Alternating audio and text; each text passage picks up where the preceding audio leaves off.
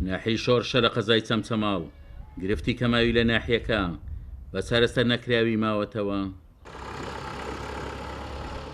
دانیشتوانی ناحی شۆڕش دەڵێن کێشەی کەماوی دانیشتوانی ناحیەکەی نیگەران کردووە و داواکارن حکوومەت کێشەکەیان بە زووی بۆ چارەسەر بکات.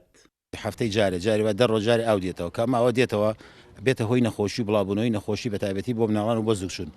چەند جارێک وعدیانداوە پێی ئاوی دوکان و گۆپتەپەما بۆ بێن تا ئێستا خەڵکی شۆڕش هیچ سوودێکی لە ئاو نەبینیوە. حەوت ڕۆژ هەر ڕۆژ جارێ ئاو جا ئامانتی جا ئاوەکەمانیش باش نییە وڵی ئەس دو ساعتیش بە خەڵکە ئەومە ماوینە جاروایە دە ڕۆژ جارێ دوانزە ڕۆژ جارێ جاروایە مەگەر چۆن ها ئەگە بچێتە حەوت ڕۆژ جارێ یعنی بەلا مانۆشێکی زۆر گرنگ و زۆر خۆشە. من داواکارم لە حکوومەتی یاریێم کە ئاوڕێ لەم خەڵکە بداتەوە ئەگەر ئاوڕێش لەم خەڵکە ناداتەوە ئەمە ژیان نییە ئەم خەڵکەتیاتی.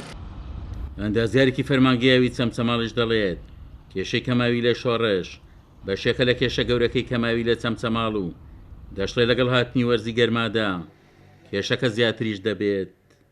پێویستمان بە 6,000 مەتر سێجا لە ڕۆژێکە ئاو هەیە لە ئێستا ئەتوانم بڵێم نزیکەی 20,000 مەتر سێجا ئاومان هەیە ئێمە 40,000 مەتر سێجا نەقسمان هەیە لە شەو ڕۆژێکە بۆ ئاو بۆی بتوانین ئاوی هاوڵاتیان دابین بکەین.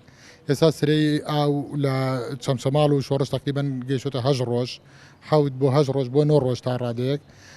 ئەگەر بەم شێوەیە بەردەوام بێت تەسەورەکەین زیاتر درێژە بکێشێت چونکە پێویستی خەڵک بە ئاو ڕۆژ بە ڕۆژ زیاترەکە و مەوسمەکەش بەرەو گەرمبوو نەچێ.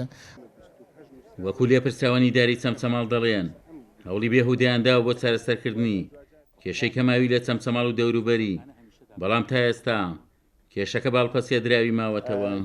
دەتوانم بڵێم زیاتر لە 28 چاوپێکەوتن و لێدوانمانداوە بۆ کەناڵەکانی ڕاگەیاندن لەسەر بارودۆخی وشکە ساڵی و بە تایبەتی ئاوی خواردنەوە لە قەزای چەمچەماڵ و بەداخەوە خوای گەورەش ئەم ساڵ بەسەری کردوونیەوە لە هەرێمی کوردستان ڕێژی باران بیارین کەمەوە بە تایبەتی لە سنووری چەمچەماڵ کە دەڵێن چەمچەماڵ خۆتان دەزان قەزای چەمچەماڵ لە نۆ ناحێ پێکاتوە لە قادرکەرەمە و لەیلانەوە دەست پێ دەکات بۆ سەنگا و تەچی جەباری و شۆڕش و ئاغزەلەر و قەرەهەنجیر و شوان بۆیە ئەم سنوورە فراوانە پێویستی بە خزمەتی زیاترە.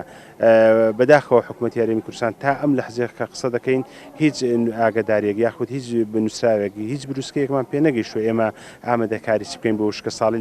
بە پێی وعد و بەڵێنەکانی وەزارەتی پلاندانانی هەرێم پرۆژەی ئاوی گۆبتەپە چەمچەماڵ خراوەتە بەرنامەی کاری وەزارەتەکەوە بەڵام تا ئێستا لە سەرەرزی واقع هەنگاو بۆ جێبەجێکردنی ئەو پرۆژەیە نەنراوە. عومەر غەریب، کورسات نیوز، قەزای چەمچەماڵ.